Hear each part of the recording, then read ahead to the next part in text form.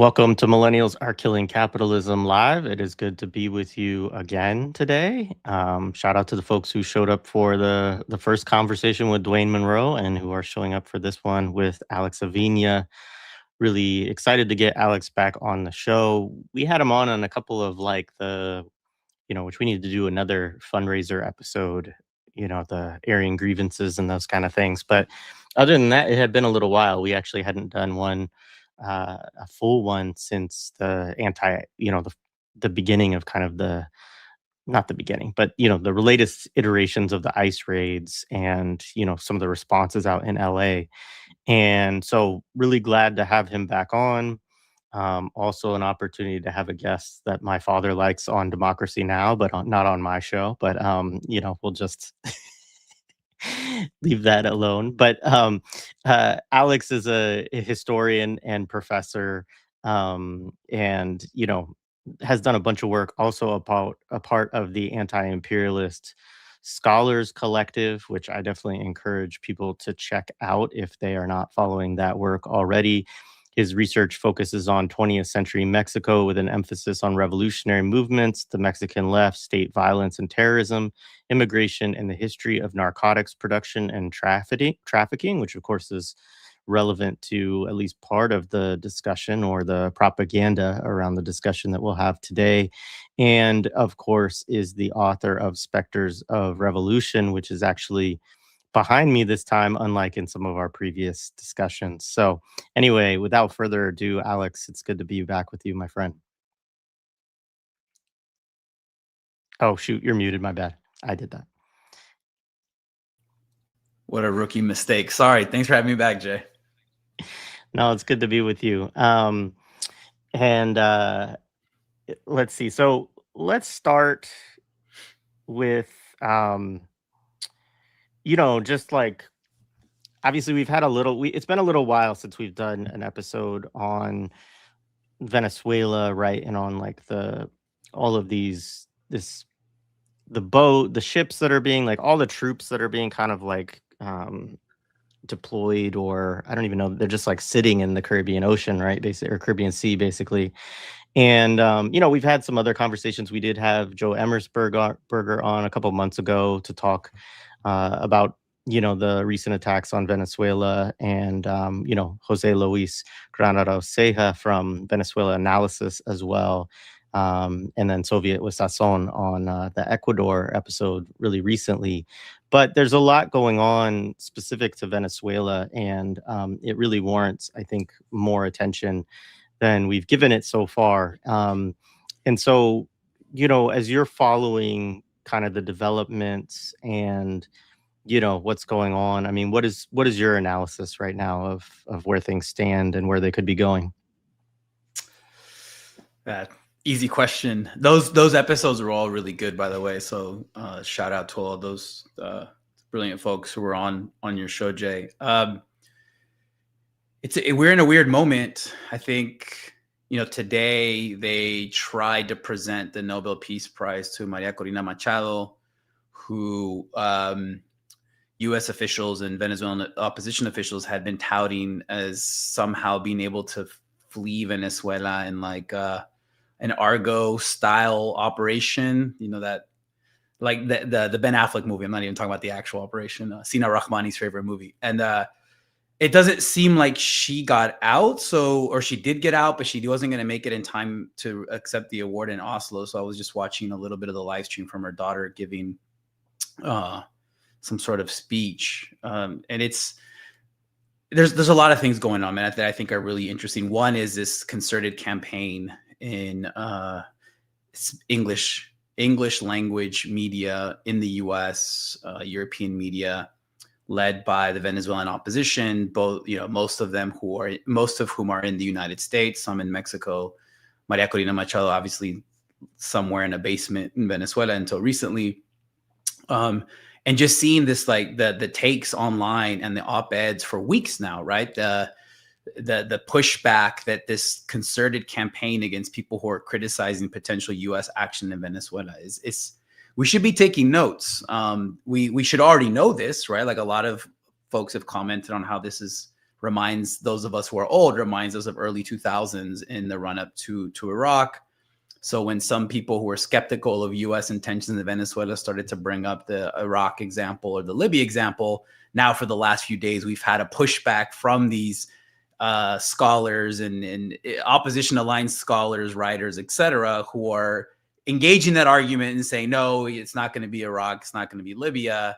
We may not even need U.S. Boots on the ground. We just need to pressure Maduro and get his inner circle to give them an escape route and get them to leave Venezuela, and everything's going to be all right, right? Because and one of the things that it's really, as a historian, one of the insulting things of the narratives that the Venezuelan opposition have been offering in the past few months is this idea that Venezuela was some sort of utopia almost until Hugo Chavez won the elections in the late 1990s, and then it all went to shit. So, and this happens. For those folks who know a little bit about like revolutions in Latin America, those are the narratives that all the objectively defined losers of a revolutionary process will construct, whether they're in their country or whether they're outside their country. Everything was great until these evil revolutionaries somehow seized power, tricked everybody, and then poverty ensued, and people lost their homes and their fincas, their land, their land, et cetera, et cetera. And that's what we've been seeing. I mean, Maria Corina Machado's daughter that was a narrative that she was presenting this morning in Oslo, that the Venezuela once had a vibrant democracy, and then the evil Hugo Chavez won an election and destroyed it. Obviously, that's a flattening of history. It's leaving out a lot of things, but this is a really compelling narrative for people in Europe and the United States who don't have much of a historical grounding in the history of a place like Venezuela. So that's one thing that's really I've been trying to track, right? Like really influential think tankers, intellectuals, scholars, media people in the United States who have been seemingly waging a really highly organized, systematic, discursive campaign to kind of prepare the ground for some sort of military intervention, U.S. military intervention in Venezuela, that hopefully will not happen, because that would be a catastrophe on many levels, particularly causing mass human suffering. In terms of the boats, I mean, we've talked about this. I think you've talked about this with some of your guests, and I've talked about this on other platforms. I mean, I think especially with Joe Emersberger, I mean, we think that there's a direct connection between what Israel's been doing in West Asia in the last 3 years, and with the type of extrajudicial executions that the U.S. has conducted in the Caribbean. Almost 90 people executed now since the attacks began. Right, we're really hearkening to the type of extrajudicial executions that Israel conducted and is still conducting in Gaza as we speak, but also in Lebanon and in Iran and in Yemen. Right, so there's all sorts of ways that we can connect what's going on in the Caribbean with what's going on in West Asia, especially. I still find it really difficult to believe that the U.S. is somehow going to engage Venezuela militarily in some sort of like large scale invasion, particularly because we haven't seen the movement of assets that would indicate so. Maybe we have, I think the estimate that I saw is 10 to 20% of U.S.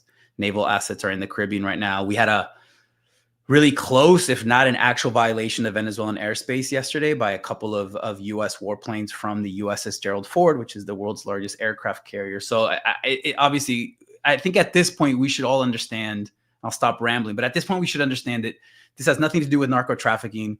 This has nothing to do with the U.S. trying to stop fentanyl from coming into the United States, because fentanyl doesn't come to the United States from Venezuela. This is about trying to induce regime change or regime collapse on the cheap. Right, because to actually accomplish this, I think would still require some sort of large-scale U.S. military intervention that, fortunately, to this point, we don't see that level of commitment being expressed by the Orange Klansman himself. Yeah, I mean, there's a first of all, you weren't rambling. That was great. Appreciate it as always. I struggle with my thoughts around like all of it and what to make of all of it, because it seems like some of it is just like really trying to put pressure on Maduro to like step down and take some kind of deal to whatever, like leave the country for somewhere, or, to just sort of, they can't win, electorally or through other means. The sanctions have not worked. He's figured out how, not he, but the Venezuelan country is, government has figured out how to basically, last time I talked about to folks from that were like have been on the ground in Venezuela a while ago was, Sierra Pascual Marquina and Chris Gilbert, several months ago. But, they really talk about how there's been a significant economic recovery actually in the last, few years in Venezuela, to the extent that they're really not experiencing the level of hardship, which absolutely was there at the in this with the sanctions and at the height of it, probably during the first Trump administration. Um, and so, you kind of see this where it feels like the Marco Rubio, like, you know, he hates nobody more than socialists in Latin America, right? And you just have an administration that's really set on trying to get regime change, by any means.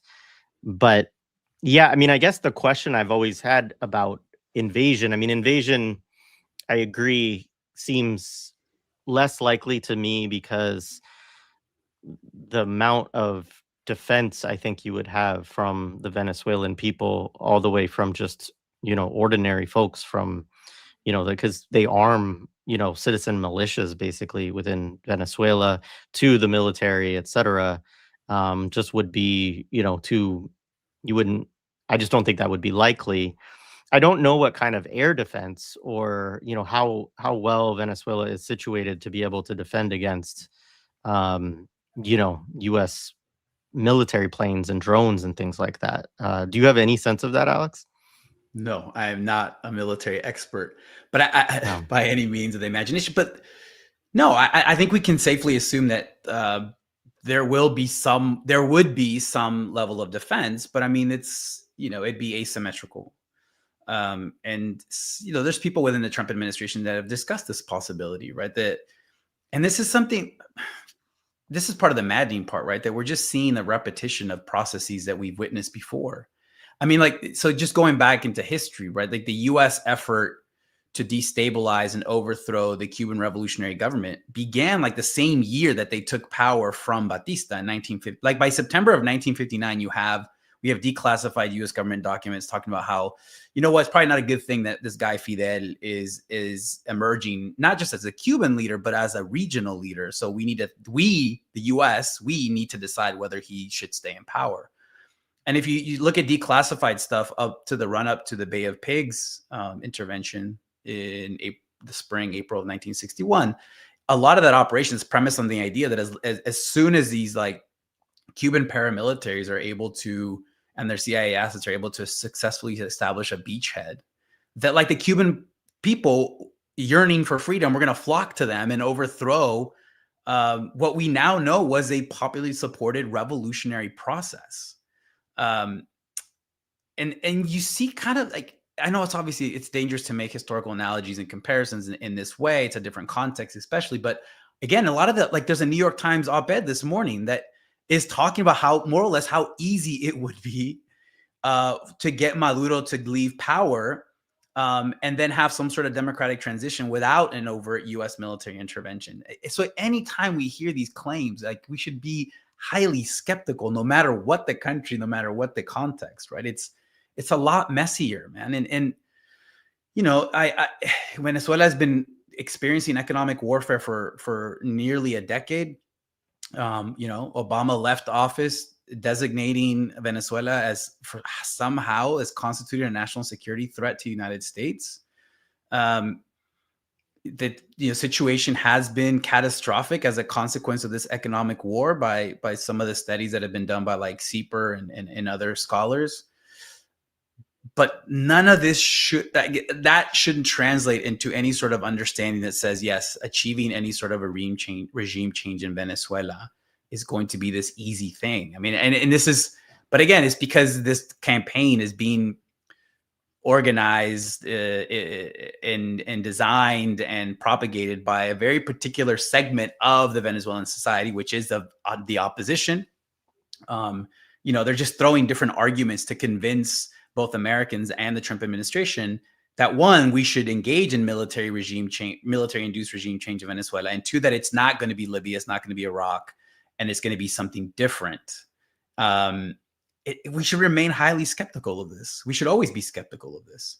And then there's a broader picture, and we see this now with what happened in Ecuador recently with their referendum, and what is ongoing right now in Honduras with their electoral mess that has obviously involves U.S. meddling and intervention in ways that we've seen publicly, and probably in clandestine ways that we will have to wait a bit to find out about.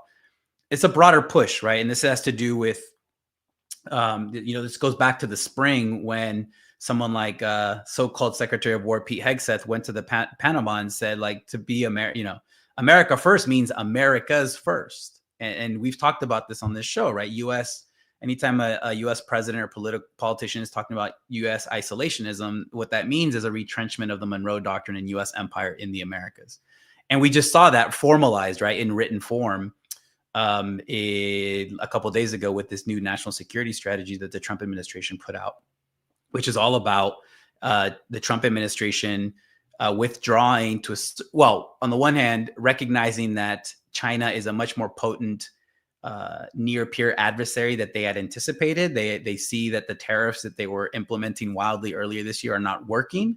So instead of confronting China head on, they're going to quote unquote come home and reassert the Monroe Doctrine, reassert the Roosevelt corollary, and they added their own Trump corollary, which is also like really ill-defined. Like we kind of don't know what that is, other than like sheer violence and revanchism over the region. They're treating Europe in a really particular way that we can talk about. But a lot of this has to do, again, they're trying to reassert control over Latin America and the Caribbean in light of China. And I think this is something that we have to keep repeating. And some analysts miss out. I just watched the recent video that Ben Norton posted that I thought was really useful if people want to check it out on his channel. He makes good connections between this national security program just written out by Trump administration as almost like an acceptance of defeat or realism vis-a-vis the power of China. And this is why the US is quote unquote coming home and reasserting its dominance over the region. And part of reasserting that dominance is to get right-wing rulers into power and to get rid of the last vestiges of the pink tide and social democracy that much of the region had accomplished beginning in the early 2000s. Yeah, absolutely. And, it involves rigging elections and everything else, right? Because it changes from context to context, but in a lot of countries, they're trying to get people who are unpopular elected, basically, or who are, don't represent a majority of folks' views, for sure. Generally, that's the rule. Yeah, and generally, like, that's the rule. Like, actually, the U.S., especially since World War II, like the U.S. actually sending military forces into a Latin American country to achieve regime change, it's hasn't happened very many times, right? We have the Dominican Republic in the mid-1960s. We have Grenada in the early 1980s. We have Panama in 1989. Panama is another analogy that's been invoked by some of the regime changers, which I think is interesting. But that's about it, right? The rest is, CIA shenanigans, election meddling, assassinations, et cetera, et cetera. And part of the reason why that's the MO, or economic warfare, to forget that one, like what they did to Chile in the early 1970s. One of the reasons that this becomes the rule for U.S. intervention in Latin America is it's cheaper, right? Politically and materially and economically, one. And two, this allows them to exacerbate already existing internal divisions and conflict and polarization that exist within these Latin American societies, right? So I think it's the declassified CIA document that I use for one of my classes from the late 60s, where the analyst who's writing the report says, look, there's already like fires in some of these Latin American countries. We just have to kind of pour a little gasoline on the fire. And this is why it works, right? It's not this unilateral imposition of U.S. power on these, poor victim countries. No, it's that there's already internal political, social, and economic conflicts that then the CIA uses with the help of local proxies and allies and elites to foment social division, in some instances civil war and coup d'états. And it's during the Cold War, it's always like the military, a Latin American military, Latin American landed elite, parts of the bourgeoisie, and like the institutional Catholic Church, and those become the allies for what the U.S. is trying to do. And I think we have to a certain extent, we have a return to that in a place like Honduras. There's over, just by releasing this narco president, Juan Orlando Hernandez, on the eve of the election, is a way of electoral meddling. The guy who was convicted in U.S. court of trafficking 400 tons of cocaine, who is caught on record saying we are going to shove up all these drugs up the noses of gringos. Trump releases him at the same time that he says he's waging war against drugs in the Caribbean by blowing up these boats that most likely have nothing to do with drug running coming out of Venezuela. Part of this we've said this a lot, but definitely the mask is off, and this is one of the things I think we can thank Trump for, is that there is no effort to. It's a really poor, sometimes contradictory effort to kind of legitimize what they're doing in the Americas, but it's pretty obvious, and that contrast between what they're doing in the Caribbean with extrajudicially executing people on boats and then releasing like a narco president. I mean, like, what else can you say at that point? Yeah, no, absolutely. The hypocrisy doesn't, never fails. So this is another thing that's happened is we are seeing some people now, I think actually including some Republicans, but speak out about some of the strikes on the boats, and in particular, I mean, what I find fascinating is like how, like what parts of it they object to, right? It's not like wholesale, like we can't do this, right? Like it's not wholesale, like, you know, you can't accuse people of drug trafficking and then assassinate them, right? Like Yeah. um it's not that. It's basically like, I saw one congressperson, I don't actually know who this was, but I saw a little clip from him, and he was like talking about, what's in the Department of Defense manual, and like the first example of what you can't do is that you can't strike a shipwreck. And he watched one of the clips, which I don't think has been released publicly yet, but where there's a first strike on a boat, right? And then not everybody dies, right? And this is part of the controversy too within the military of, people saying Hegseth was the one who ordered, like, hit it again, or kill everybody on board, right? These kind of, things. And that they struck the shipwreck, right? And so, I have a lot of, cynicism about these limited appeals, and also just kind of like one referring to DoD doctrine as something that is neutral or positive, right? But also just in light of all of what we've seen over the last couple of years, in Gaza, in Yemen, in Lebanon, in Syria, in Iran, um this invocation that something is outside of the rules of war, or outside of international law on how you are supposed to conduct things like this, when in fact, I mean, even by engaging in drone strikes against ships in international waters, like they're already carving out new lanes of what is sort of possible within international law. So what do you think about that kind of this discussion, I guess? It is. I mean, I've been thinking about this, Jay, like why this particular incident of a double tapping a boat has finally awakened some sort of opposition and criticism from the Democratic Party, right? And I think one reason is because it's a clearly blatant violation of not just like international law, but like maritime law, right? Like you can't do that. You're not supposed to do that. I think there's different rules and laws of engagement on land when it comes to a similar situation, but like in the seas, you're not supposed. This is old. I don't. This is like an old like maritime standard or law. And it's interesting. I think this is also to think about why this kind of freaked out the Trump administration. I mean, they've been going to great lengths to try to defend this one, where the other ones, I don't think they've expended much effort. They just say there was narcos on there.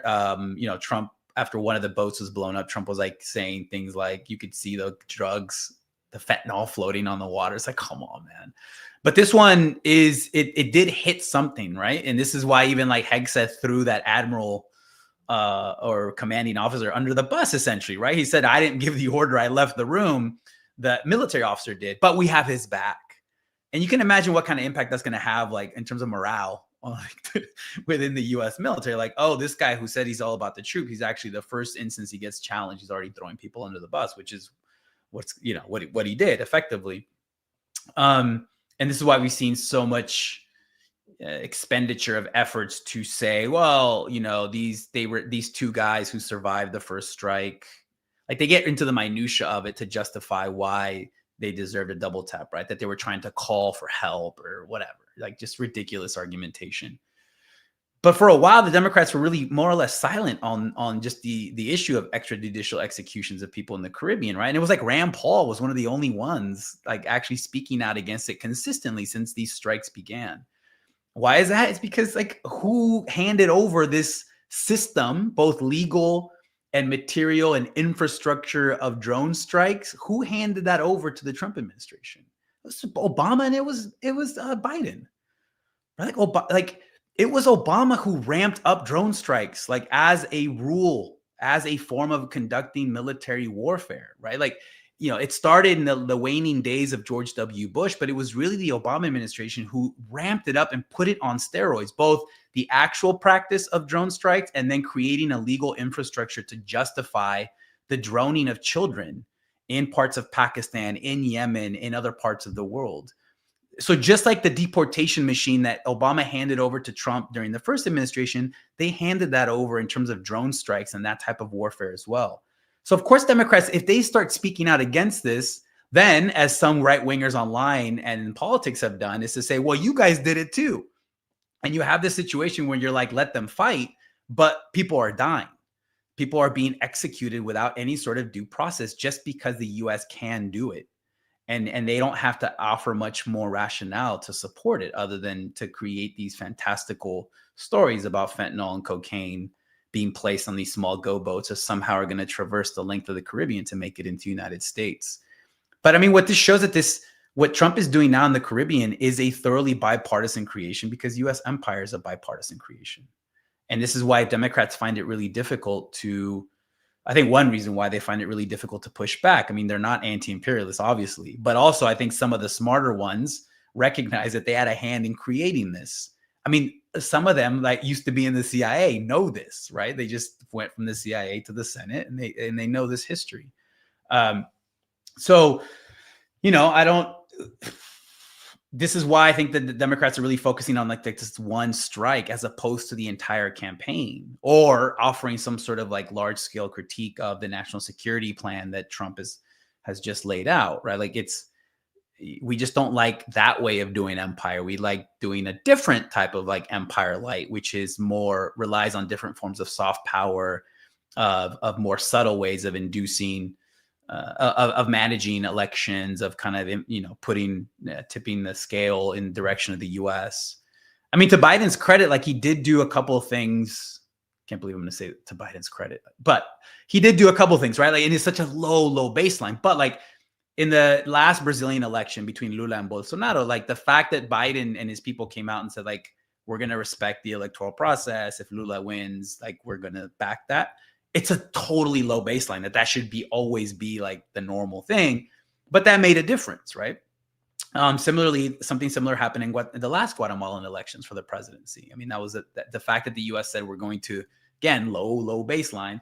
We are not going to meddle, and we're going to respect the electoral process. And then when the right wing in Guatemala started to engage in some pretty, overt techniques and methods of undermining the electoral process, the U.S. actually said very clearly, publicly, like, this is not right. Like, we stand with the winner, Arevalo. So, but all in all, in the end, this is a bipartisan imperial creation, this drone strike plan, and generally how the U.S. deals with Latin America in general. The methods are different, perhaps, but the broader idea that this is the backyard, despite the fact that Biden promoted Latin America for a little bit to the front yard. Like, the idea is that, like, the Americas still belong to the U.S. The U.S. there's an op-ed in the New York Times from like the 1850s where it says we are already in the 1850s. The U.S. is saying we are the controlling power on these continents and we're going to exercise that power. So again, methods differ, but the overall rationale remains the same, that the Americas belong to the United States. It's just that Trump, like always, is much more ham-fisted, clear, and direct about it. And this is what we're seeing right now in the Caribbean. What do you think about... So, I mean, there's kind of two threads on this that I just want to talk about a little bit more. One is obviously like the narco trafficking thing, right? And like what this, I mean, this is a long-standing propaganda project. It's also, connected, of course, to, the war on drugs and how that has been used, in terms of U.S. imperialism in the Americas, right? There's also, of course, the constant, there's the whole anti-immigration deportation politics of this administration, right? And then on the flip side, it's also like the more chaos that they sow within South America, within Latin America, within the Caribbean, the more flows of migrants, are going to be created by this. Like this is why we have migration, right? Is because of, U.S. imperialism, largely so. So, I mean, like the policy seems self-contradictory to me on a lot of levels, and maybe that's fine. And they just want to manage that, they just figure, well, we can just keep spinning these narratives and managing these contradictions. But what are your thoughts on that? Yeah, I think there's obvious contradictions, but in a way, they're also like productive contradictions, right? So I think the Trump administration, and we've seen this in other parts of the world, like regime change, they don't really need regime change. They just need regime collapse. And that is a productive thing. Like what we see in the Sudan, what we see in other parts of the world where you can have regime, or Libya, right? You can have regime collapse, but you still have political and economic interests that these different imperial powers can still exercise as long as they have control over certain parts of these countries. They don't need the whole thing. They don't need the whole a stable government to be exercising control over the entire geography of a particular nation. Like, this is why I think an entity like the RSF in Sudan is like a model for now and for the future, right? Like, which is really scary to think about. So the UAE doesn't need the RSF to control all of the Sudan. They just need it to cause chaos and to control certain aspects of it that are in line with the UAE's economic and political dictates. And I think we see something similar perhaps in Latin America, where, if they continue to cause chaos or induce even more chaos in Venezuela, and we have more migrants and refugees leaving that country. We've already seen that for the last 10 years. And what has been one of the results? It's been politically productive for the right wing in Latin America and in the United States. The issue of migration and refugees has not just led to a right wing push in the United States. It's led to a right wing push in other Latin American countries, like in Chile. In Chile, we're going to have presidential elections pretty soon, and the son of a Nazi is going to win. I'm hoping for an upset, but it looks like Cast is going to win. His dad was a Nazi, right? This is like a Roberto Bolaño novel, like playing out before our eyes. One of the issues is migration, right? Venezuelan refugees and refugees from other countries coming into Chile, and then the right wing using that issue and tagging it to questions of crime, questions of the exhaustion of social safety net, et cetera, things that we've seen in the US. So in that sense, it's the chaos that then distributes refugees and migrants throughout the Americas is a productive thing for the right wing.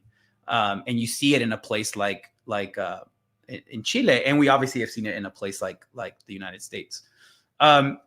So I think these people, Trump and his people, I don't know about Trump, but his people know that their policies toward Venezuela and other Latin American countries generate the very contradictions that they say they're fighting against at home. But it's a productive thing, I think, right? Like they want to be able to say that their southern border wall that they're creating and their deployment of the US military to the southern border is something that's actually working, right? So they don't give a shit if migrants are showing up to the border. As long as they don't get to the US, that does something for them politically.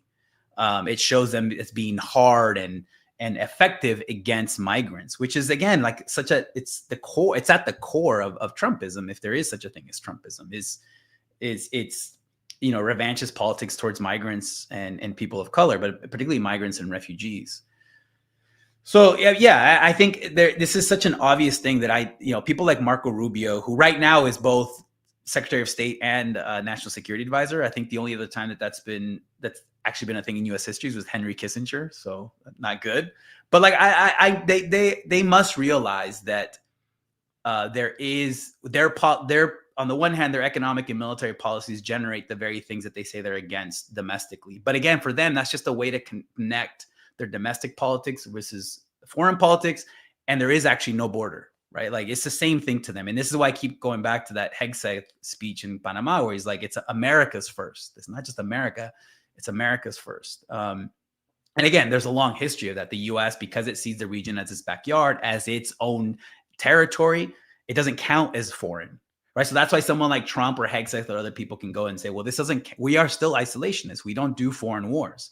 This isn't a foreign war. This is just part of our backyard. It's a narco-terrorist, a counter narco-terrorist or operation. It doesn't count as a foreign war. And like if we think about like the legitimating premises of all this, there's a connection between the war on terror, the war on migrants, and the war on drugs. These things have to operate at the same time to legitimize what Trump is doing in the Caribbean, right? So he's attacking these boats because they're accusing Venezuela of being a narco-terrorist state. But at the same time, Venezuelan refugees and migrants that have left that have left their country as a consequence of U.S. economic war, then all of them are tagged as narco-terrorists as well, right? Like their anti-immigrant policies are dictated on them being that Tren de Aragua is invading the United States, and then therefore justifies the deployment of ICE and the Border Patrol throughout the United States. And then all this comes within the confines of the war on terror, right? Like the fact that they can launch these attacks on Venezuela. Well, if they're narco-terrorists, they don't need to go to Congress, right? Because they're still operating on that authorization of the use of force that goes back to like 9/11, and that Obama also used repeatedly to justify all the drone strikes that they launched throughout large parts of the world, right? So that's how these three things are working together to justify what we're seeing in the Caribbean. And again, if that's the case, then what leg do the Democrats have to stand on? Because they participated in making this triad of U.S. imperial terror. So to be an effective opposition, they would have to break that. And I don't see, many Democrats trying to break it. If anything, what you see is even Democrats who identify as left as, resorting to just the old, there's these dictators in Latin America and I'm against them. But I'm against what Trump is doing against them. Like no one gives a shit of trying to thread that needle, right? I won't name any names about who was doing that, but we all know, who's doing this. I'll say, Mamdani, others, yes. I don't know why. I mean, that is really specifically frustrating, actually, to me. Is just like the need for these kind of social democratic politicians to participate in this way. I mean, it's very similar, actually, in the way that a lot of them, honestly handled the Gaza, war, where they would say, well, first of all, I'm against October 7th and against Hamas and against, like start with all the condemnations, right? And then you go to, but, we need to respect international law and, maybe we should send a few less, bombs if, Israel isn't going to, is going to violate whatever, like these kind of things of, and it took a very long time for a lot of those people to even, utter the word genocide in a lot of, cases. So, yeah. So this is going to seem like a really sharp pivot, I think, to people.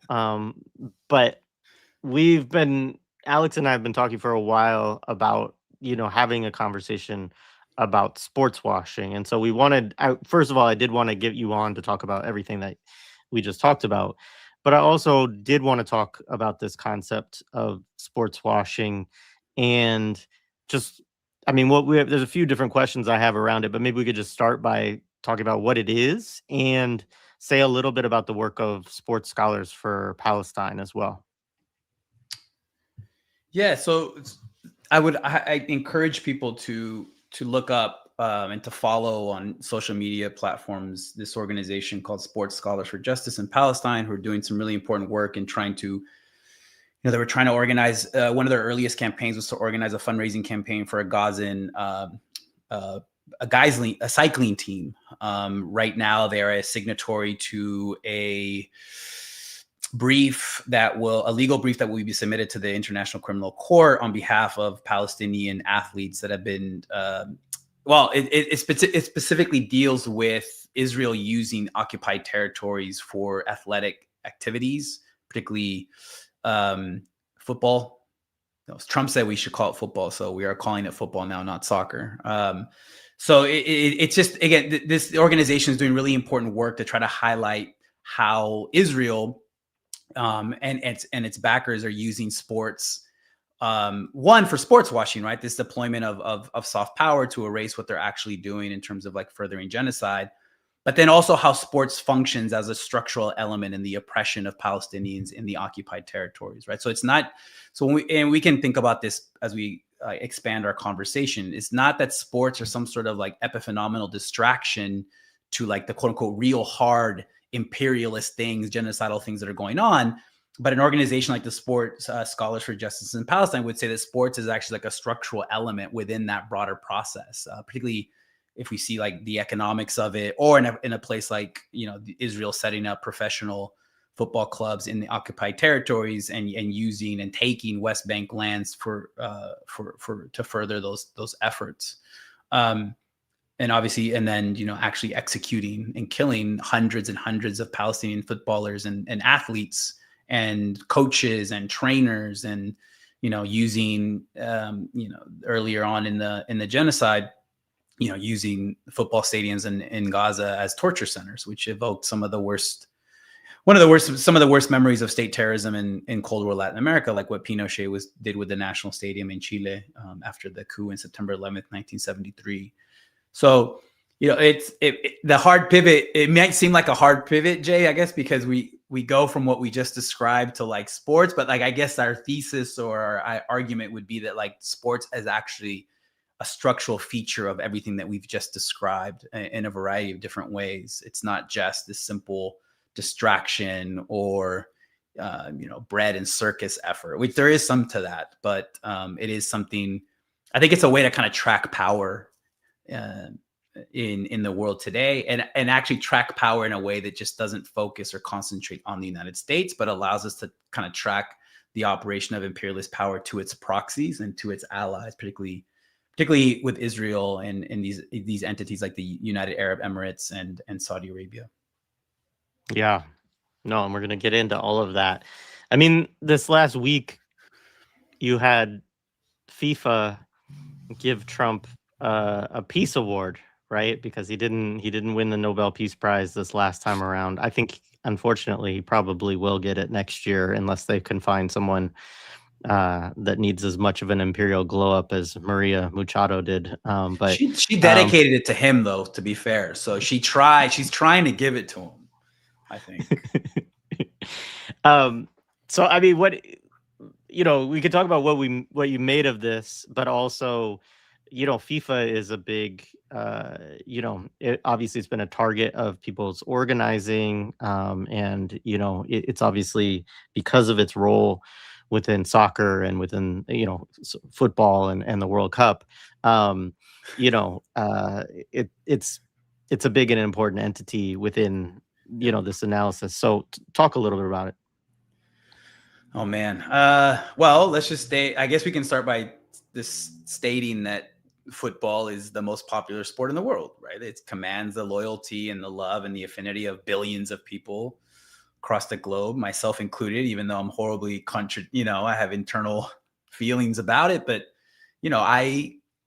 I played football growing up. I played football in college. My kids play it. Like, I watch it. I watch probably too much of it, and that puts me in line with billions of people, right? And this is what makes it a powerful force in the everyday lives of people across the globe. And FIFA is the international organization that allegedly manages football on a global scale, and they're like, one of the most corrupt, one of the most horrific entities that exist. I mean, I think, and we saw it on display at the most recent at the World Cup draw last week, where you had the president of FIFA, Gianni Infantino, he's been despicable. He's been such a bootlicker to Trump for the last few months, because again, his incentive is to make sure that the World Cup next year in 2026, which will be hosted by the United States, Mexico, and Canada, will unfold without a hitch. And he knows that Trump is a potentially big roadblock and factor in preventing the successful unfolding of the World Cup.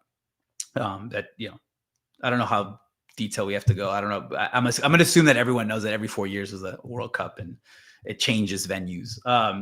So Infantino for months now has been really courting Trump. And I think there was an incident earlier this year where Infantino went to the Oval Office and actually I think took the World Cup trophy, which is this really historic trophy given to the winner, the national team winner of the World Cup. And Trump didn't want to let go of it, or wanted it to stay in the White House during the duration until after the World Cup was over. There you go. So it's right there. Actually. So Infantino's response was to develop, particularly after the Nobel Peace Prize was announced and Machado won and Trump didn't, despite the fact that Trump says he's brought peace to 8 or 9 different armed conflicts. Infantino's solution was to develop, I know how to get him. I'm going to develop my own FIFA Peace Prize. And then I think they created a trophy that's kind of similar to the World Cup trophy and gave that to Trump. And they presented it to Trump at the World Cup Draw Festival that was last Friday, which was just it was an awful, I think people who are actual fans of the sport can pan this thing. I mean, it was 2 hours of it's horrific. It took a long time to get to the actual World Cup draw. The people who were involved were, I think, pretty awful. The fact that Infantino, the president of FIFA, gave Trump this consolation peace prize, and then Trump was actually there and gave a speech. It's just a mess, right? It's a spectacle. It's a spectacle of powerful people and how they are, pretty cynically using a sport that billions of people around the world enjoy and follow and support as a way to kind of, to advance certain political agendas. And that's what leads us to this World Cup draw last Friday. I think it was pretty embarrassing. I think it's what happens when you have, I would say, an event run by Americans who know very little about the sport, but then you give them the full. I mean, you had an instance where Wayne Gretzky couldn't read the names of countries. So when the draw is happening and you're pulling out the little piece of paper and saying, "Oh, this country goes in group whatever." When North Macedonia came up, he said something like North Macadamia. When Curacao came up, which is the smallest country in the World Cup, he called them Curacao. I mean, it's come on, man. At least get someone who can read, right? Poor Wayne Gretzky is just looking like an idiot up there. But it's just as that spectacle, I think, encompasses a lot of what FIFA is, but a lot of what FIFA has become and is acting like under Trump. If the U.S. wasn't co-hosting the World Cup, I don't think we would see this, perhaps. But Infantino is kissing the ring because he knows he has to get this World Cup to proceed smoothly next summer. I don't usually do anything to defend the honor of Americans, but I will say that Wayne Gretzky is Canadian, and so yes. that's actually some. Yeah, Shaquille O'Neal and Tom Brady were able to read their little slips of paper, and Aaron Judge, they were able to read theirs just fine. I don't know. So maybe the Canadian public education system has failed for Wayne Gretzky. So who knows? Yeah. So I mean, I think one of the things I did want to talk a little bit more with you about, you've already kind of alluded to it in a couple of examples. We did do an episode about a week ago. I don't remember exactly, a week, maybe a week and a half ago, about Sudan. And, there are, a lot of campaigns now, similar, kind of evolving, similar to like BDS, right? With respect to UAE, because of the backing of the RSF. And also, I mean, UAE has been involved as a proxy in backing, forces in Syria and other places as well, right? And they play this, sub-imperial role, or this kind of Western proxy war in the Middle East, or role in the Middle East. And so that's one example. There is obviously Saudi Arabia, which is also, a very much a Western proxy, or has like strong relationships, client state, whatever people want to use as their kind of descriptor of their role regionally. But they also, have been, you know like creating golf leagues, and buying up, different teams and things like this, right? And I mean, a lot of this is getting actually kind of interesting, because in some of the sports, for instance, there are rules about like what percentage of a team can be actually owned internationally. Um, you know, and they're trying to figure out ways, sort of, to like, well, how can we do this to get more of this money from, other countries actually in? And of course, it's not, these are all countries that have this wealth, partly because of their relationships as well as like their resources. Um, so maybe talk and then Israel, of course, you talked a little bit about it already, but it has its own kind of sports washing. And so the reason I bring up these three examples, right, is that they are all examples of, countries who are engaged in a lot of things that, people would consider human rights abuses, or, war crimes, or things like this, right? And yet one of the ways that they, kind of continue to promote their image is through sports, which is part of why also there were all of these efforts to, make sure that, well, I mean, Israel didn't make the World Cup, right? But it was like, if they make it, then they wanted FIFA to ban them. And Jared Ball actually said, I think on a recent live, I heard him say that he actually wanted them to make it, so that then there would be, pressure and movement to make them, not participate or whatever. But yeah, anyway. That's a big risk. I'm glad we didn't have to take that risk. Because no, I think there's been for a long time now, for years now, there's been a red card Israel campaign that has been trying to push definitely UEFA. So FIFA is like an international organizing body for soccer, but then there's like regions, right? And each region of the world has their own governing body. So UEFA is the European one, and Israel's been a part of.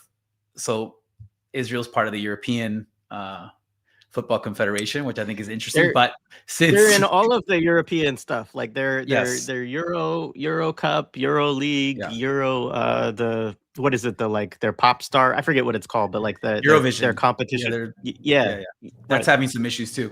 So Israel's football federation was a part of the Asian Football Confederation from the early 1950s up until 1974, when they're expelled after the 1973 war. And they're kind of like, the Football Federation isn't aligned with any regional organization until the early 90s, when the European governing body UEFA accepts them. And this is why Israel does their national team, when they try to qualify for a World Cup, they're playing in the European qualifiers. Their horrible club teams will play, and their horrible hooligans will play in like European club competitions. So teams like Maccabi Tel Aviv, who infamously last November went to play a game in Amsterdam against Ajax of Amsterdam, one of the more famous teams in Holland. And they were going around, chanting things like "No children left in Gaza" and tearing down Palestinian flags outside of homes. And, local communities decided to give them a little rinsing, and some of them ended up getting pushed into canals. And then the story that emerged from that was like anti-Semitism, all these like horrifically anti-Semitic Netherlands people just, attacked these innocent Maccabi Tel Aviv soccer hooligans, when we now know that we know who started it. And this is part of a longstanding thing where almost any time that an Israeli club goes to play, particularly since 2023, when they go to a European capital, they are known for their horrific chants. I mean, you can find this stuff online. Beitar Jerusalem is probably the worst offender of this. They have a fan group called La Familia, and they chant, their chant is like death to Arabs. But since October of 2023, they've added, even more horrific chants that they will chant when they go to these European cities. And if they encounter any sort of like pushback, then I guess since we're talking about soccer, we can use the analogy of they take a dive. They take a dive, and then it creates a whole narrative that justifies them. So yeah, and then we've seen actually when Israel was when the IDF invaded Gaza and took over parts of Khan Yunis and other cities, you have individual IDF soldiers put soccer banners, their favorite club banners, over the ruins of an apartment or of a home in Khan Yunis or other places of Gaza, right? So it's like, or they would post a picture of the rubble, and then would like underneath it would do like the slogan of their favorite club team in Israel, right? So it's just a very direct connection between sport and football and the genocide in Gaza that IDF soldiers themselves have articulated, and some of these football hooligans that travel from Israel to different European capitals when their club teams travel as well. I can't remember the name of the Israeli club that went to Greece last year, where some of the hooligans of this club team nearly beat to death a protester who was trying to challenge their use of these horrifically genocidal slogans. So that red card campaign has been around for a while, and since October of 2023, it's gained renewed attention and momentum. And part of and this is kind of I think one of the things that sport can do is to expose the hypocrisy, the imperial hypocrisies of governing bodies like UEFA and the countries that are running it. So what gave since October 2023 this campaign to get UEFA and FIFA to expel Israel from football, because they're conducting a genocide. They've killed hundreds, if not thousands, of athletes and footballers in the West Bank and especially in Gaza. And UEFA has more or less just keeps punting this. They say they're going to have a vote, and then they just push it down and push it down and push it down. And particularly since Trump came into office, it's looked like it's not going to be a thing that happens, particularly now that we see Infantino, the president of FIFA, like really, being close to Trump. But what offers the contrast is what UEFA did to Russia when it invaded Ukraine in 2022. Like within a week, UEFA had expelled Russia from its football federation. It had expelled its club teams from playing in European competitions. It forced the Russian owner of an English Premier League club, Chelsea, it forced them to sell the club because of the war in Ukraine, right? So the organizers of the Red Card Israel campaign and other similar efforts have constantly pointed to that. And UEFA and FIFA just come back and they'll say it's a different situation.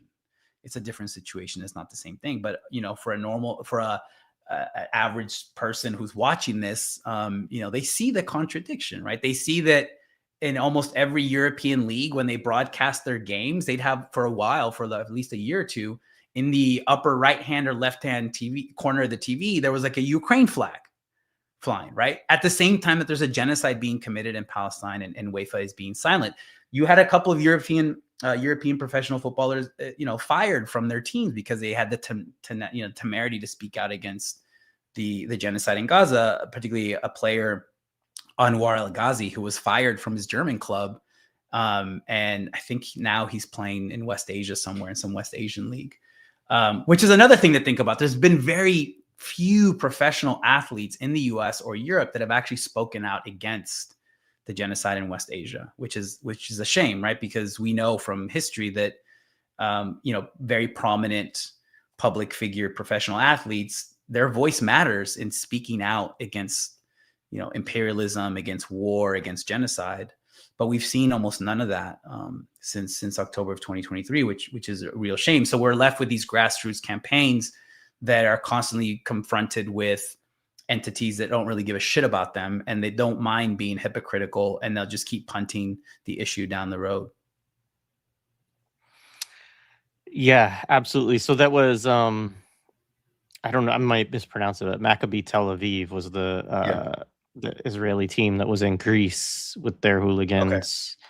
Um, yeah, and also just wanted to shout out Claudia in the chat from Black Alliance for Peace. They have a movement. Oh, first of all, she yelled at Infantino a couple months Good. ago when That's he was excellent. and there's a clip of that. It's pretty good. That's awesome. Good. But Black Alliance for Peace's North-South project has a petition and a campaign to move the games out of the U.S. and build a grassroots response to these games happening in the U.S. I will also say somebody brought up that the World Cup tickets, so I went to look at this because there's games that are going to be in Philly, and it was like $1,500-$1,600 to start, and we were like, who can afford this? And the answer is the dentists. The dentists. We are not dentists. I am the useless doctor who can't afford the tickets. Damn it. As my parents would say, I became the wrong type of doctor. We can talk that. I mean, in general, like people like, like great journalist and writer Dave Zirin, like when they've written about the World Cup or the Olympics, they talk about them as being like just giant, obviously they're huge engines of capital accumulation, but they're also like engines of gentrification, broadly defined. I just saw this morning that a report from The Athletic that ticket prices in Mexico City have gone up almost 1,000% for next summer.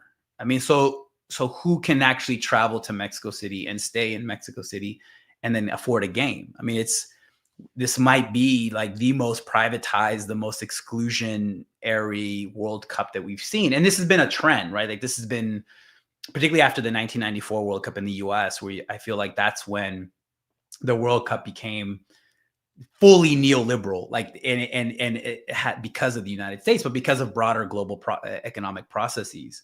And that trend of exclusion, I think, has continuously been mounting. There's been some exception. I think the last World Cup in Qatar, I think one of the ways that it was a bit more inclusionary was the fact that it was in a part of the world that had never hosted a World Cup, and people who lived in that part of the world could travel. If you had the means, you could travel and to go to a game. And it was a different type of World Cup relative to the ones that had been held in like South Africa or in different parts of the Americas, different parts of Europe or North America. But I mean, it's becoming an extremely exclusionary exercise, right? And this is part, at least within the US, I think it's matching some like writings and reports that have talked about how the things that are being bought in the US today are all luxury goods by like people who have like millionaires essentially, right? So is that what the economy, the consumption economy is moving toward? And I think maybe the World Cup, as the games are hosted in the US, is going to be a reflection of like who can actually afford to go to a game, who can afford to go to Disney World, who can afford to go to these spaces of consumption and enjoyment that used to be a little bit more inclusionary or affordable, let's say it that way. That now are just becoming less and less accessible to the vast majority of Americans, and definitely in a place like Mexico, those ticket prices are going to be insane. And that was always an internal contradiction of like hosting the World Cup in North America across these three countries, right? Like economically, like how were you going to have any sort of parity economically when it came to ticket prices or like hotel prices, these comparing like Mexico City to Toronto to Philly? It was not a possibility. But what was going to be on par was going to be the prices going up, and the ability to go to a game and to be able to travel is going to become much more exclusionary. And that's without even before talking about ICE, talking about Border Patrol, talking about the inability of most people to get into the United States.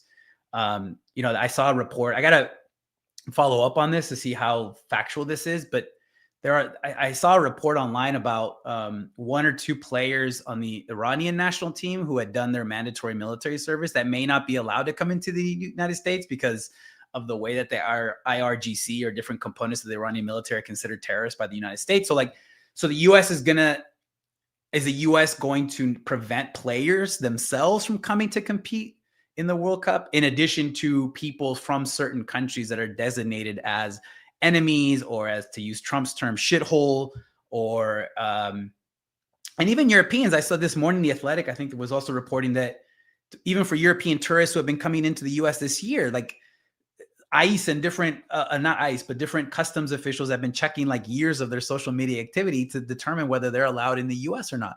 So how is that big contradiction going to be resolved? How are you? The World Cup is supposed to be a time when people from around the world can travel to the host sites, enjoy this spectacle, enjoy this game, but they're coming to a country, the United States, that is waging a war against large segments of its own population, and a war against what they define as foreigners or foreign enemies. I don't know how that's going to be resolved. We know that there's going to be ICE stationed outside of certain stadiums. So like, I don't know. How are they going to resolve that? What's going to happen? I think these are going to be, for all these reasons, as someone who, again, knowing all the contradictions, I love this game. I look forward to the World Cup every 4 years. This is the World Cup that I'm just not in it. Well, I can't afford to go to those games anyway, but like we had planned, my kids wanted to go catch a game, but like at these prices. But in addition to that, it's just something seems really wrong more than in the past. And it's a shame, I think. Yeah, agreed. I mean, so one of the things that, I mean, first of all, shout out to Lara Shihai for watching from wherever you are in the world. But good opportunity for a grassroots boycott campaign against the U.S. more broadly. I mean, this is one of the things that I do find a little bit, I don't know quite how to wrestle with intellectually. And I mean, it somewhat comes up even with regards to BDS, right? Of like, why don't we have a BDS against the United States? Like, where they're like, and I want to be clear on my position here. I am not against, obviously the boycotts of Israel or the UAE or Saudi Arabia, right? Like, I think that these are good organizing campaigns, and I appreciate people who are doing them. I support that work. The question always is like, why is there not more organized? And maybe there are efforts and I don't know about them as much. I mean, I appreciate Cloud talking about the effort to move the games out of the United States, but like, what do you think about this in terms of the fact that like a lot of the sort of campaigns might be focused on something that's like, I mean, as we've talked about over the last couple of years, like Israel is not just a simple proxy of the United States. Like it is a more complicated sort of relationship. It's not just that Israel does everything that the United States says to do, right? But nonetheless, like, U.S. imperialism is the big beasts, I think, in all of this. And sometimes I don't know quite how to think about the fact that there are efforts to boycott, sort of sub-imperial, proxies or clients of the United States. And yet there's less attention, it seems like, on the United States as well, which maybe just is a reflection of how much money the United States has, right? So then, people are like, oh, that's a daunting task, or how many people are in the United States, or, just that also the effectiveness of US sports washing. I don't know, Yeah, what are your thoughts on that? I think it's all that. I mean, I think I can't wait to see you boycott your Portland Trailblazers, Jay. So, maybe you should, put the example for all of us.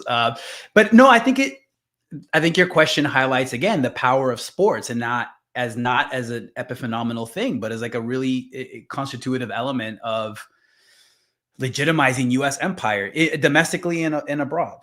I mean, I think it's also a reflection of the economic and military and cultural power that the U.S. Wields, right? And I think you see it with, the NFL taking games abroad. I mean, and the stadiums fill up, right? I mean, there's no way the NFL will. Well, I don't think it would be capable of like establishing, like, let's say, subsidiary leagues in other parts of the world, but when they just host a game in Mexico City, in Sao Paulo, in Madrid and Berlin or London, like you can see it's able to attract a lot of enthusiastic following, right? So there is something there.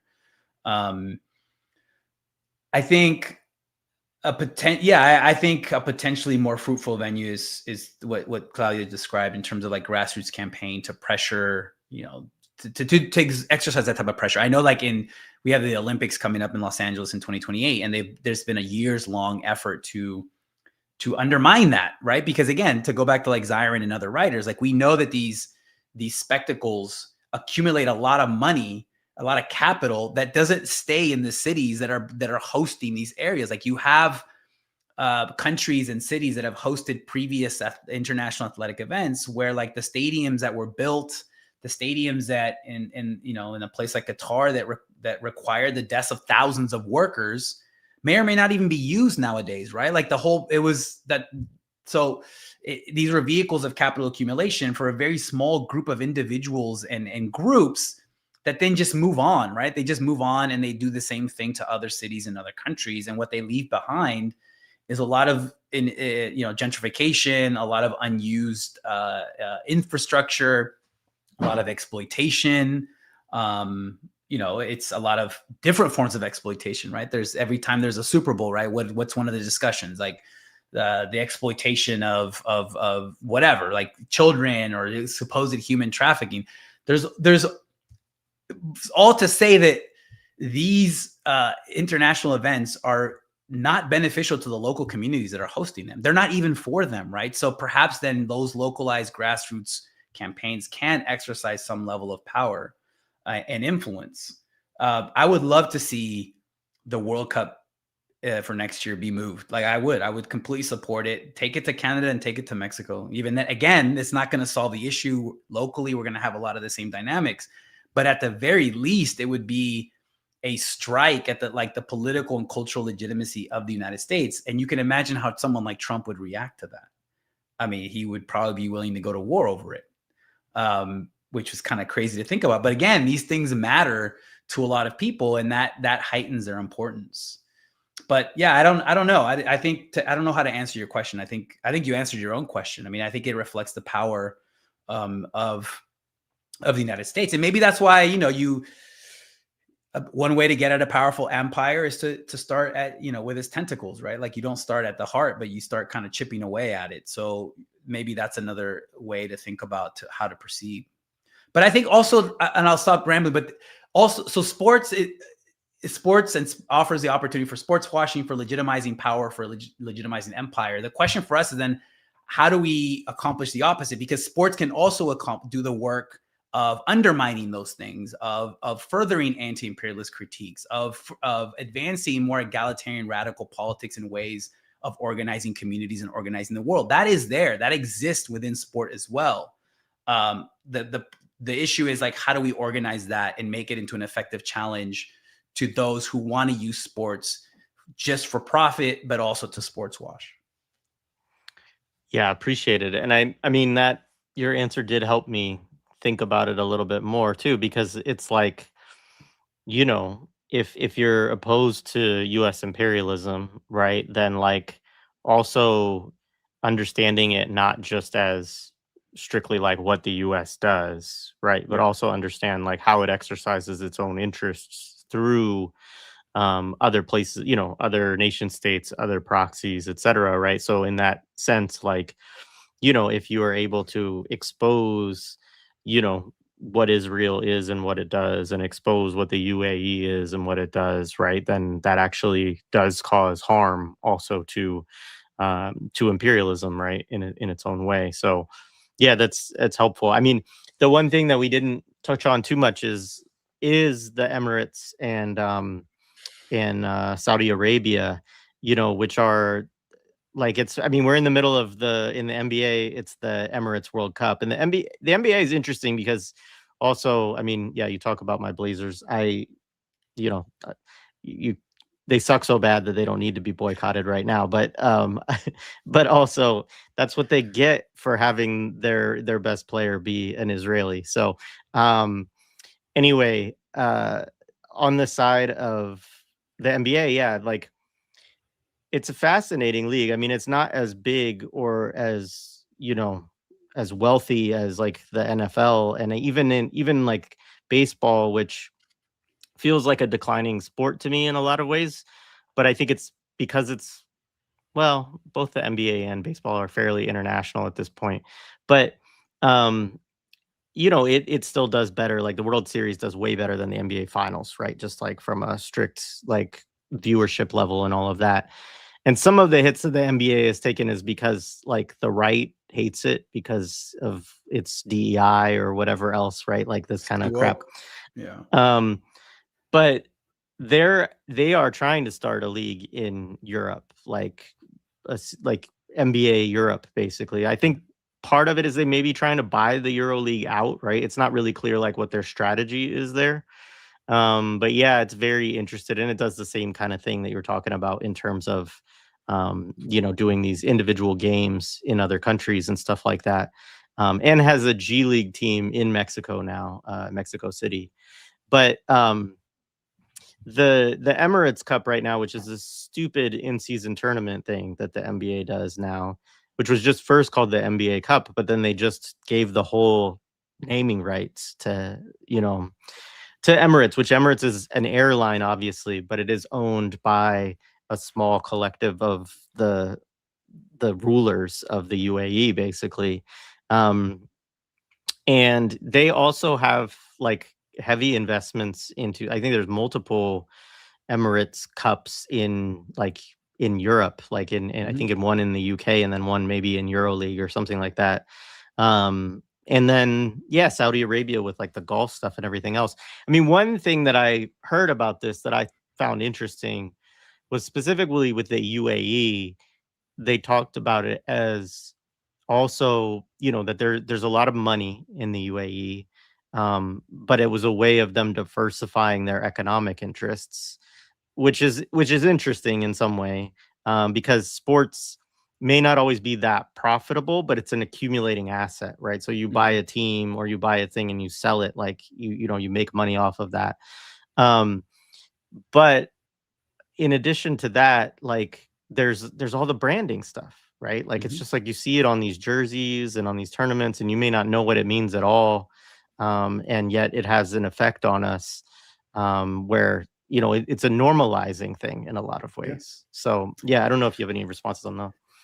Yeah, I mean, I think an interesting question is to think about why, why these entities engage in sports washing to begin with, right? So I think on the one, they are responding to public relations problems, right? So especially like the Emirate, the UAE, Qatar, Saudi Arabia, there is that aspect to it. But yeah, the other aspect of it is, and it's not contradictory to the PR.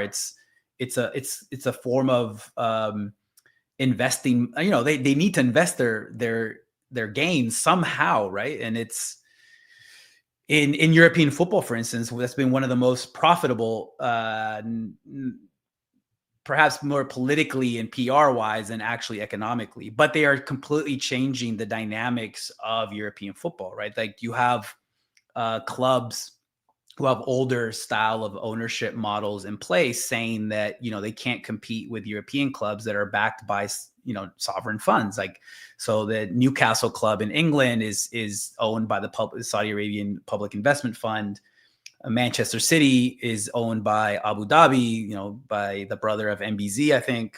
And then the Paris Saint-Germain club in Paris, it's owned by Qatar. And the rest of these older European clubs are saying, look, we can't compete with this model. We can't compete. Right? Like the most valuable football club in the world, I think, is Real Madrid, but they have like an older ownership style, and their owner now, who the owner has to be elected as president. And you have to run as president, you have to be like really rich, and there's all sorts of things, but whatever, it's still a different older ownership model. And he's come out and said, look, we're going to have to open the club for private investment for the first time because we can't compete with other European clubs that have the backing of an entire nation. So that's really interesting to see that kind of how, in my view, I think it's probably detrimental to the quality of the product that they're trying to put on the pitch, because it's led to a crazy arms race and prices for buying players, et cetera, et cetera. But I don't know if the quality of the game has actually improved. If anything, what we're seeing now is, if we're thinking about it as these players from like a labor perspective, there's been an ongoing discussion of the injuries and the recurrence of injuries and what happens when a professional footballer is playing 60, 70 matches a year. That's connected again to the place that European football holds economically and politically, not just within Europe, but I think globally as well. Although I would love to see like the public investment fund buy like the Dallas Cowboys one day. Like I would be really supportive of the Dallas Cowboys being owned by Saudi Arabia. I think that would be kind of funny. And that would see, but the NFL ownership, I mean, that's a really close group of who can actually be an owner. And that is an interesting place to see the mixing of like nationalism and patriotism with just like the richest people in the United States. And very self-consciously, they will say only Americans can own NFL teams, which are also really profitable, right? Like I think the Dallas Cowboys is the most profitable one. And I can't remember if it's worth more than Real Madrid, probably, right? Which also is kind of interesting to think about. And it reflects US economic and cultural power as well. If we think about it again, but another way to think about it is from a labor perspective, right? Particularly like what type of labor capital model exists within these professional sports. You know, in the NBA, famously, they do have a pretty effective labor, union that could have brought down the league for a little bit, right? Had Obama not stepped in and convinced some of these famous players to not go on strike. And when was it, 2020, right? Summer of 2020. Can you imagine the power that would have? I mean, that would have been a really powerful thing for the NBA players to have gone on strike in solidarity and in working with the Black Lives Matter movement of 2020. I think that would have, this shows the fact that an ex-president had to step in and be like, hey, chill out. It may perhaps suggest a little bit of the power that these professional athletes, political power that they have, and that they decide not to exercise. So I think that's one.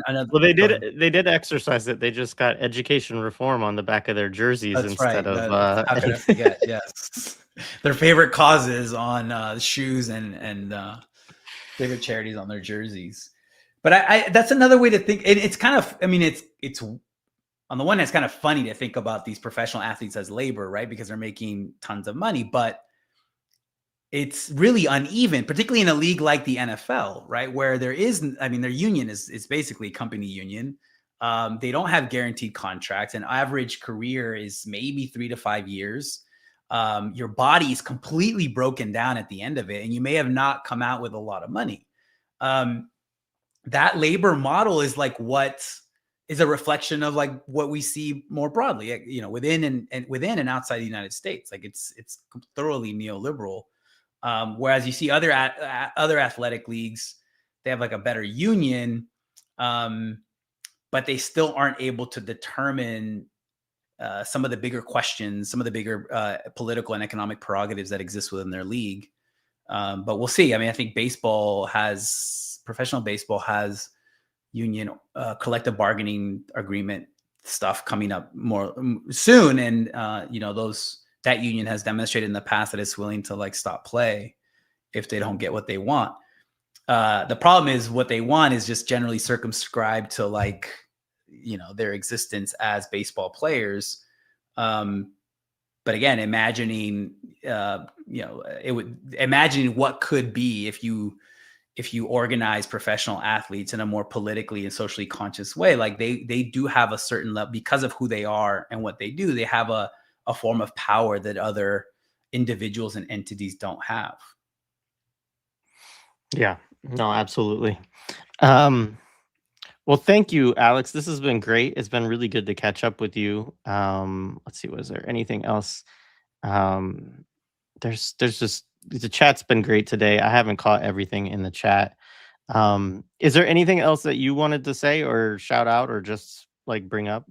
Yeah, let me say the Palestinian national football team is playing right now in the Arab Cup, and they play tomorrow against Saudi Arabia in the quarterfinals, which would be kind of cool. There's an account I really like on Substack called Football Palestine. I can't remember the guy's name, but it's an excellent account if you're interested in. It's a really interesting account because it mixes the politics with the sports in a really effective way. Palestine's national team actually got relatively close to qualifying for this World Cup. and they were robbed in the last minute of a match against Oman, which was really disastrous. But the fact that these guys are still able to play, they've played in the Asian Cup of 2023. They had the World Cup qualifying campaign of 2024, 2025, and they're playing right now in the Arab Cup. And how they are able to play, check out some of the videos of their national team coach and the speeches that this guy's giving to his players. Like, they know that they're playing for something much more than that particular athletic contest or something related to football. Like, they know that they're playing for something much bigger. And for me, it's unbelievable that they're even able to play with what their family members are experiencing right now in occupied Palestine. So I would just shout out to Football Palestine. The only other thing is, I'll probably still watch the World Cup. I will root for Mexico, and I will be heartbroken just like I am every World Cup. But here we got to root for the team that we feel in our hearts. So, but as I said before, I don't think I'll be participating in actually going to some of the matches, because again, I think this is going to be a shit show, particularly in the U.S. I think it'll unfold fine in Canada and Mexico City in terms of just like the actual like sporting spectacle and event, but it's going to be a shit show in the United States.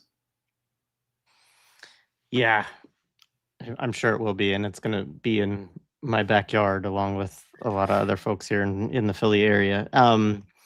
Yeah, and I just wanted to say too, for the audience, that with the, especially on the Everything Else with Jay platform, which we've been co-streaming on today, me and some friends, I think we're gonna do some episodes where we like focus on sports owners and just like dig into like who these people are, right? Because I think that's one of the things too that happens within sports, is they just talk about the owners as if it's like, oh, it's just this like good businessman who owns this team, right? And it's like, no, these are the worst people in the world usually. Like, it's so bad.